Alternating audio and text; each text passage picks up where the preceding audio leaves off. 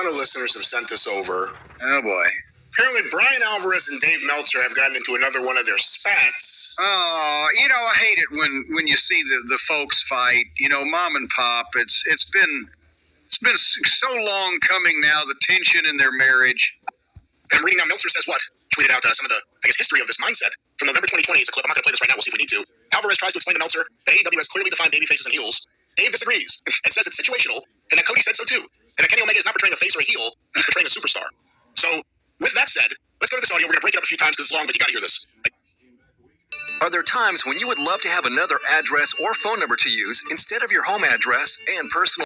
Oh, with that said, let's go to this audio. We're going to break it up a few times because it's long, but you got to hear this. Again, the listeners are pounding us with it. Bryan Alvarez and Dave Meltzer on Wrestling Observer Radio. You can see it on their YouTube page, F4W Online. Check this out. You got to see the visuals on this. Let's go to this. I'm talking about Toni Storm. Toni Storm and Harley Cameron. So the thing with this match was, first off, Toni Storm's back to being a babyface this week after being a heel last week. Serena Deeb's on the ramp watching on and smiling as Tony's getting beaten down. I think she's supposed to be a babyface, but she came off as a heel. And then it was like Toni Storm is the champion against Harley Cameron. And my God, it felt like it went forever. She's like, beat her already. It wasn't that long. Let's stop for a second there. I agree with everything he said. Well, yeah, that's why I don't watch the girls' matches, because there are some of these, because then I would just be saying the same things over and over, but it's not limited to what we're watching. It's also the shit we're skipping. If I ask you, based on what you've seen, is Toni Storm a babyface or a heel, what would you say? At risk of hijacking the clip here for a second, they had something at the start. With Toni Storm kind of losing it a little bit and having a nervous breakdown and the silent movie star, if they had played that straight and had some restraint and let her believe it in her mind, but everybody else would roll their eyes and she's nuts, right? And then after she's established that for 3 or 4 months, then maybe the understudy wanders into the picture, maybe even just at ringside and maybe following her around, and you tell that story. And I'm not even opposed to Luther. He finally has some reason to exist. He's a fucking rotten, fucking god-awful wrestler, but as a fucking bald-headed Eric Von Stroheim wannabe, he fits the fucking suit. You could introduce him, and he could believe it, but within 3 weeks, everybody was going along with it. Bing Mankiewicz was putting up with it. And then within a couple weeks after that, here's the understudy, and they know, we're going to do it all about Eve. Well, goddamn. Betty Davis had been a star on Broadway in the scope of the picture for 20 years before the other floozy showed up. They just glommed all this together and threw it all out there, and now the understudy wrestles more than Toni Storm does. And we don't know what the fuck is even going on with that, because the understudy now is making out with the new Japanese girl that they found somewhere. And the answer to the question, is Toni Storm a babyface or a heel? And quite simply, obvious what happened, but then it got derailed by the booking. She was a heel. That was the place to start. That was the logic of the whole thing. But as she would get more, goofy and lost in her mind and everything in the black and white era, the fans would kind of start liking it, and that would kind of make her a babyface to the fans that was still becoming a heel, or was still being a heel. And that's where the understudy would come in, because then the understudy, and you'd have to have Luther by that point, because he'd serve as the agent also or whatever. Then the understudy would come in, and the understudy fucks Toni Storm, and it makes Toni Storm the babyface that they've wanted to like all along, and puts heat on the understudy now with fucking bald-headed, fucking useless Luther. And there's 6 months, isn't it? A reverse Precious. Yes, I think so. And I guess, would you agree that Serena Deeb was presented last week as a babyface? Well, yeah, she has been most of the time that I remember, and she's the professor, and she's very technically proficient, and last week she was presented as a deer caught in fucking headlights, but that wasn't really the plan going in. Well, let's continue with this audio, because it'll come up. Let's go back to Bryan Alvarez and Dave Meltzer on Toni Storm. How long was it? Let me see. Let me get my... If it's more than 2 minutes, it was too long. What? I'm starting to like him more and more. God damn it. If he teams up with fucking Kenny Olivier, the goddamn world is coming to an end. They push Harley Cameron. She's had 1 match prior to this. Tony's the champion. They're trying to build Toni to a match on the pay-per-view in a week with somebody else. Have Harley beat somebody else. Bryan, well, for all of Bryan Alvarez's faults when it comes to AEW coverage and listening to certain people and repeating certain fucking spins, when it comes to the booking, he's pointing out all the stuff we all see. You can't ignore it. Well, apparently you can, because the guy on the other end of the fucking horn there, as they used to say, is ignoring it. Well, let's hear what Dave has to say, but I agree with every single thing. Let's hear what Dave has to stutter. Let's say Toni Storm. They went 7 minutes. 7 minutes. Yeah, that's a short match for AEW television. I was not a big fan of this. And it was the only women's match on the show. If they had the only women's match on the show and they went 2 minutes, I promise you, there's going to be so much criticism. You know what I have to say about online criticism? I would rather book for success than worry about online criticism. I don't care if people are angry that it was only 2 minutes. I would not have Toni Storm a week before a title defense on pay-per-view going 7 minutes back and forth with Harley Cameron, who's had 1 match. Boom! Makes a lot of sense. Now we know Dave is hearing this. We know that Dave is getting this information fed to him by someone close to him, rather than an adversarial type of situation. Is he just incapable of the understanding of the same? Cooper couldn't win a match, and this was a good match. I thought, Harley Cameron, for the number of matches she's had, is really good. They had a very good match. Toni Storm, instead of doing the gimmick, is showing that, in fact, she's wrestling seriously, which she did in this match. And I thought it was very effective. Who cares whether it's a good match? It's not supposed to be. They're building to a good match that people care about. It's like I said earlier, everything in AEW is a competitive squash match. It doesn't matter who the person they're pushing is in there with. It's not about Harley Cameron in this case. It's about the champion not being able to beat someone in 7 minutes. In this case, that's too long, but in other cases, we see matches go like 10 minutes, 15 minutes. You know what the conclusion is. It's all about just having a great match. Oh, the last time Who's the heel? It doesn't matter. It does matter. No, it doesn't. Dave, I have seen so many segments with Tony Storm where there is no heat for the interview because nobody cares about the babyface. Because the babyface. Well, did you watch the segment they did last week? Did you in the building when Tony Storm came out and she got cheered like crazy? This match did not have no heat. This match had plenty of heat. Yeah. Cameron was the heel. Harley Cameron was the heel. Tony Storm was a big time babyface. Yes, Dave, there was and nothing wrong last with that. week she was a heel. Tony was a heel last week, So and whoever Serena was out there doing a sad story about how she almost died, And and guess what? nobody cared. They booed her. We'll stop it there for a moment. Dave is incapable of really pointing out the flaws with the AEW booking, isn't he? It makes you stutter and stammer like Dave at this point to wonder whether that he really can't see what he's saying or what he's not saying, or whether it's that he can't figure out an artful way to deflect it, so he just has to disagree with it. He's panicking. He's making a valid point. He's thinking in his head, this guy's making a valid point, and I can't figure out a way to get out of it, so I'm just going to disagree with it, even though it's nonsense. Well, I disagree. He flat out said it didn't matter if she was a heel or a babyface. And Alvarez correctly pointed out she was a heel last week. She's just suddenly a babyface now this week. It doesn't help long-term growth to book like that, right? Well, no, of course not. And nobody can keep straight from one week to the other whose side they're supposed to be on in this conflict. Let's go back to what has been titled the Great Tony Storm Debate. Alvarez and Meltzer, Wrestling Observer Radio. So they switched the thing around to follow the crowd. What's wrong with that? Because they didn't switch it. And she will be a heel. She will be a heel the next time you see her. It doesn't matter as long as the crowd reacted like crazy. This is not WWE does this constantly. No, they don't. They have baby faces and heels. They have baby faces and heels. Now at this point, Dave is like, you have to see the visual. It's almost like it hit him that Alvarez is right. Like he was already ready to fire back with an argument. And he's like, he starts twitching with it. Like, oh, He's firing back with an argument. He just can't figure out what it is. So does AEW, except with Tony. And it's situational. It depends on who's wrestling who on which show. That's not. I mean, they have technically. What's the last show where Drew was a babyface? Drew McIntyre. heel. Okay. What about Bronson Reed and Chad Gable when they wrestle each other? Who's the babyface and who's the heel? Bronson Reed and Chad Gable. What match? They had a match last week. Chad was the heel. And he is a heel. So Bronson Reed's the babyface. Is Bronson Reed the babyface next week? Will he be the babyface next week? Is he usually the babyface? No. That's what happens. You have situational things. Oh, and that's what good you do. Lord. Does that make any sense? Situational babyface and heels? No, because it's not just switching back. While you're interacting with the same pool of people, the side that we're supposed to take as observers switches from one week to the next week with AEW. But yes, Serena was supposed to be the sympathetic person and Tony didn't give a shit, but this week and blah, blah, blah. In the WWE, yes, you do have heels wrestling heels or babyface wrestling babyfaces, and sometimes crowd picks a side, but they're not changing sides with each other as to who you're supposed to support, individual people from one week to the next. I'm trying to figure out a way to verbalize that. You're watching Casterwood's Public Access Television on channels. Verbalize that. Let's go back to the man who cited Chad Gable versus Bronson Reed as the great example of this experiment, Dave Meltzer and Bryan Alvarez. Everyone has it, because you sometimes make matches where there's a different thing. It's not a big deal. It certainly wasn't here because the match was effective. The match was good. And again, Tony Storm, who has done a lot of the gimmick so heavy for so long that has not shown off her wrestling skill. And she's into a match with Serena Deeb where whatever it is, they are going to go out and do a wrestling match. So therefore, if Tony Storm went and did her Tony Storm gimmick and Serena Deeb on the pay-per-view, it would suck. So they're basically showing she's going to wrestle Tony Storm and they're going to have a good match. So that is Hold on. See, is Dave explaining it or defending it? That's the issue. Well, he sounds like he's trying to do both, and that's why people think that he's full of horseshit. But what the point is what he's saying there, if it would be correct then, that goddamn it, Tony Storm should then go out and completely out-wrestle this girl and slap a submission hold on her in about 2 minutes and blow through her and say, look what I'm going to do to Serena. I've been training. I know all these holds. I know the crotch lock, leg strangle, and the Guatemalan flying toe hold, and boom. Yeah, then it would make sense. But not, she's going to have a great worked wrestling match. She's going to fucking take 10 minutes to demonstrate all of the great moves that she can do in this fake bullshit she's going to do with this other girl. You're right. What kind of accusation is that? If she's going to go out there in the ring and have a match in kayfabe against this professor in the ring who can dismantle everyone, she's going to go out there and show that she can impress people in the ring by going 7 minutes with someone who's never wrestled before? Or once before? Yes, that's what he's saying, because he's an idiot. He doesn't understand what he's fucking saying. He doesn't understand words that are coming out of his own mouth. Well, let's hear more of those words. That is what they are. That is what the story is. The story is that she went in there and the crowd cheered her. The crowd knew who the babyface was. The crowd knew who the heel was. They cheer Tony all the time. But they cheer her every week, even when she's playing the heel role against another babyface. She should always be a babyface. Well, there's no need for her to be a heel. She's never going to get booed. Okay, so can we stop killing all the other babyfaces by having her be a heel that everyone loves? Okay, I've never seen anyone do to Dave what Dave does to other people. Like, he just completely steamrolled him. Yeah, and by the way, also, the only reason why people know that Harley Cameron draws a breath on the face of this big blue marble hurtling through space is because she was the QTV girl. And if anybody would fucking not want to see any more of anything, it would be on what was on QTV. So yeah. She's known for QTV and also being in a feud over dating. Let's go back to Bryan Alvarez and Dave Meltzer.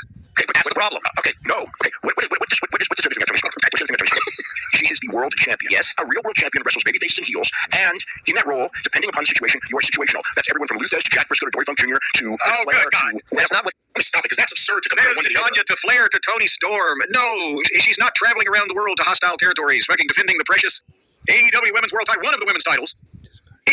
Seriously, just Dave, come out and say what I said, encapsulated earlier. She needed to start as a heel, which she did.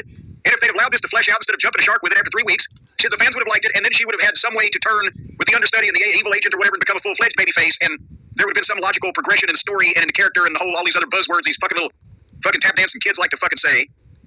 And instead, they booked it into a goddamn mess like they do everything else and just come out and say it. No, they're just cheering her because they like her because she's interesting, and that's better than most of this dreck that's on this program. But that none of this makes any sense from week to week or has any consistency. Please come out and say that. Uncle Dave. And again, there's a difference in explaining, which is kind of what Alvarez is doing about the way this has all been laid out in reality, and defending, which is what Dave is doing. Dave is defending this booking. It's like which has led to these numbers. Well, it's like his mother's being held over an open flame. If he in any way loses this argument, he can't be wrong. Let's go back to Mr. Wright. What's happening here? What's happening is she is a heel. She's not a heel. She is portrayed as a heel. You have to see the video of this. Dave, it's the camera's on him and he gets really mad and he lunges towards the camera. I could be fearing for my life if I saw that. No, there's a camera. He lunges towards the camera, not at anyone, so you don't have to worry, but he lunges towards the camera. Well, if it was in 3D. Let's go back to the great argument here. And they have her opponents. They have her opponents portrayed. This is an exception. This is an exception. Harley Cameron is a heel. Harley Cameron is a heel. This is an exception. She was a babyface. Yes. If you watch the show, this is an exception. And guess what? And it is an angle that makes sense because Harley Cameron wrestled Mariah May, her protege, and who was portrayed as a babyface. Who was a babyface in that match, in that situation. So therefore, she's trying to get revenge for the fact that they beat up Mariah May, and so in that role, she is in fact the babyface. So she was a babyface. She got cheered. She had a good match, and hey, right, hold on 1 second. She had a good match. And well, yeah, we keep hearing that, and also the evil all about Eve. Whether she was evil or just a fucking opportunist or whatever, the understudy that's brought in to do we kept hearing at the start of this angle, we're doing all about Eve. They had grand delusions. They were Orson Welles. I think they're more like H.G. Wells. This is some science fiction bullshit. But the understudy is supposed to be the fucking catalyst for the heel star of our show, Tony Storm, to become a babyface, and now the understudy's a babyface first. So does that make any goddamn sense? Or are they just redoing all about Eve to make it all about Steve? And again, Dave is vociferously defending this, which is crazy. It's almost like he booked it himself. Let's go back to this. They had a good wrestling match where she showed that she was wrestling. There was nothing. I can't find a thing wrong with this at all. Well, we'll discuss this again next Wednesday for the next segment they do with Tony Storm and Serena Deeb. Because I will. If they go in there, yes, if they go in the match, so if they cheer Tony Storm, cool. If they boo Tony Storm, cool. They're probably gonna cheer her, but that's yes, they are going to cheer her. That's fine. That's fine. That's fine. What's wrong with that? Because her opponent is being pushed as a babyface, and no one cares about her opponent. And the exact same thing happened with Deanna. Deanna was supposed to be the babyface. Nobody cared. Okay, well, if they go out there and go, if the fans don't care, then guess what? It would have been even worse if she was the heel. And what? And she was the babyface. At least in this case. I don't understand what that meant. I've lost it around the far turn. There was a big bush there, and they switched places. I don't know what now he is saying. What do you think of Alvarez kind of marching on Dave? I mean, everything he's saying, I agree with. Yeah, I mean, it's not like he's saying anything that's out of the bounds of sanity, reason, or logic. Every point he's made is valid, and Dave won't. He will not give up that fucking ground. San Juan Hill is safe. And I think this is actually beyond Dave and Bryan arguing about this. The bigger issue is this is one of those things with AEW they need to change. You need babyfaces and heels. We've seen the experiment now. You need babyfaces and heels. And maybe this is why AEW, unfortunately, is listening to Uncle Dave as he sinks further and further into the rutabaga of his brain. And most normal people are forced to think like Alvarez, like normal, logical human beings. What is happening? That's what I'm saying. It needs to go the other way. Serena Deeb should be the heel. Tony should be the babyface. Deanna should have been the heel. Tony should have been the babyface. Tony should be the babyface going forward. Okay, that's what should happen. Okay, then Tony should be the babyface if the fans cheer. Okay. I agree. All right. Well, we'll see what happens next week when she's the heel and Serena's the babyface. That's what they did last week. Guess what? Serena was not necessarily a babyface when she was out on the ramp at all. She wasn't today, but she was last week when she's talking about how she almost died. She's begging the fans to cheer and they won't. Bryan. Yes. Maybe he did it again. Bryan. Oh, Bryan. She almost died. Yeah, well, that used to be. Reminds me. Stacy on her cell phone. She customized Gary Jester's ringtone. I remember this. Every time Gary Jester would call her cell phone trying to get a hold of me for some emergency, it would be Goldman from Family Guy going, "Oh my God, I think I just had a miscarriage." They learned from last week. Is there a possibility they learned from last week and that's why they did this? Aside from the fact that it all fits into the Dave, story. you want to know why I say no, there's not a possibility? Okay. Because 3 weeks ago, Tony Storm was playing the babyface role. And I was like, okay, finally they figured it out. Tony's the babyface. The very next week, they switched it again and had Serena Deeb play babyface and talk about how she almost died, begging fans to cheer, and nobody did. Well, guess what? So they learned. Okay, so they learned. So they learned. We will figure it out next Wednesday when we do another segment. And she's still a babyface. Where were we? Well, I mean, as long as the crowd's going to react, I don't care who the babyface or the heel is. You know, in this day and age, the crowd's going to do what the crowd's going to do. So let's stop. That's a very interesting thing he just said. In this day and age, the crowd's going to do what the crowd's going to do. Does that mean the booker should give up on trying to push them in certain directions? No, of course not. The crowd is going to do what the crowd's going to do when the crowd gets bored. Crisp zucchini at Aldi might inspire you to step up your game. Man, what the crowd's going to do when the crowd gets bored or is scoffing at what they're seeing and is not interested in it, or because they can make up more interesting shit amongst themselves or see more interesting things about a particular talent that is being presented on the show by the supposed professionals. That's when the crowd's going to do what the crowd's going to do. Every once in a while, you have a personality that they're going to like, and they're going to get into something that person does, or whether the Mulkeys, because they took that classic ass whipping and they looked like such nebbishes, but the people loved it. Or we had an OVW guy named Rod Steele. He was big and tall and kind of bland, but he got a fucking Randy Savage kind of sparkly, cape outfit, and he would do a big body slam because that was the best move he had, right? And we put him in dark matches, and every once in a while he'd make television because I couldn't use him seriously as part of the developmental program. But the fans in unison, whenever he would body slam somebody, they would scoop, slam. It'd be like they're chanting for Cody right today. So we would have him have a dark match and let the people see him, and he would get to do 3 or 4 scoop slams in a row. But that didn't mean that we got him and put a belt on him and had him open the show for 40 weeks in a row. The point is, you've got to tell the stories that you want to tell and put your talent, especially your main talent, your key talent, in consistent positions. You can't have a guy portrayed as foreclosing on the fucking orphanage over at the Shady Rest one week in your story, in your program, and then the next week have him tragically befall a fucking situation from some other heel, and we should give him our sympathy. Fuck it, it's what he deserved, because last week he foreclosed on the orphanage. You've got to be consistent. You can't just because the crowd is going to cheer someone because they like them does not override the fact that you can't have somebody being arrested for goddamn, aggravated mayhem one week and then be portrayed as a moral saint and a straight edge character the next week. That's what doesn't work in any kind of storytelling or any kind of character development or any kind of form of entertainment. You're just telling people, I can't trust any of these motherfuckers, so I'm disinterested. Well, let's go back just a little bit more. Dave Meltzer and Bryan Alvarez arguing on Wrestling Observer Radio.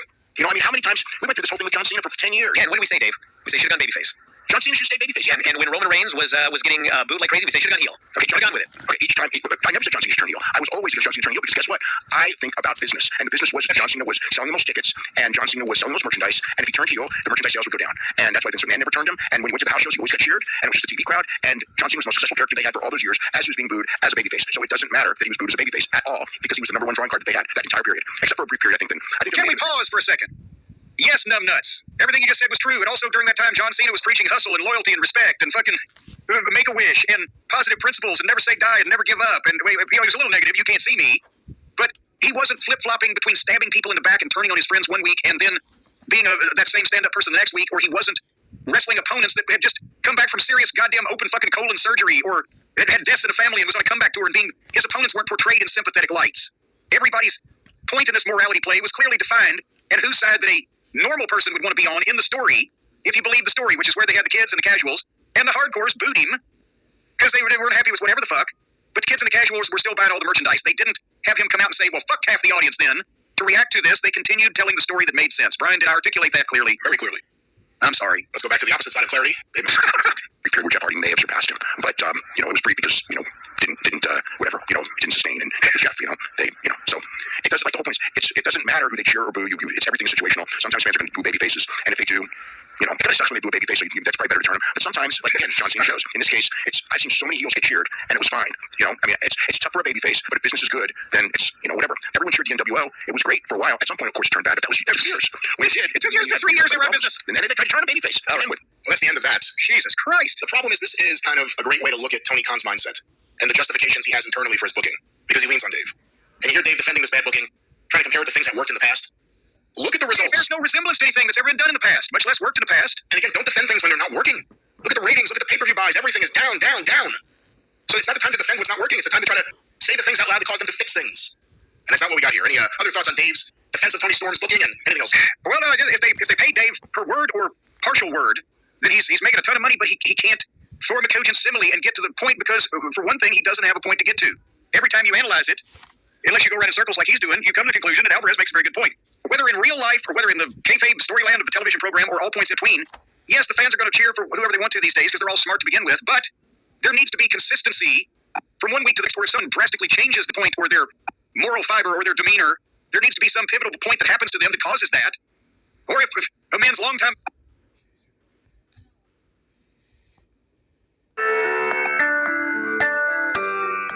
48 Barriers is family-owned company, started in 2003.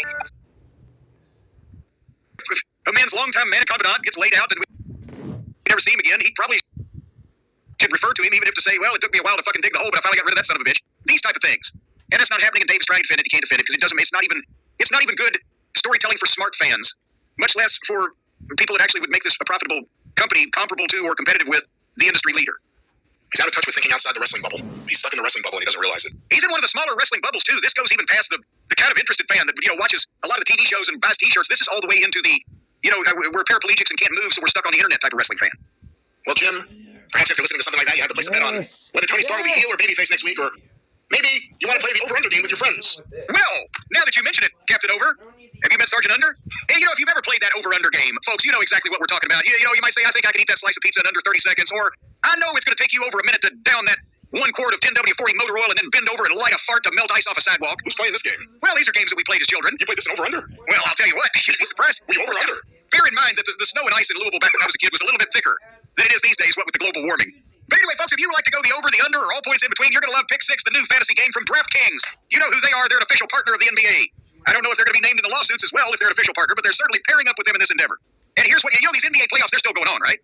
They certainly are, and the New York Knicks are looking good. They have a big game coming up in Indiana. Well, and Indiana wants me. Lord, I can't go back there, but you can go back to the Pick 6 app. Right now, that's what you do, folks. You download the Pick 6 app, the DraftKings Pick 6 app, that is. And what you do is, since the NBA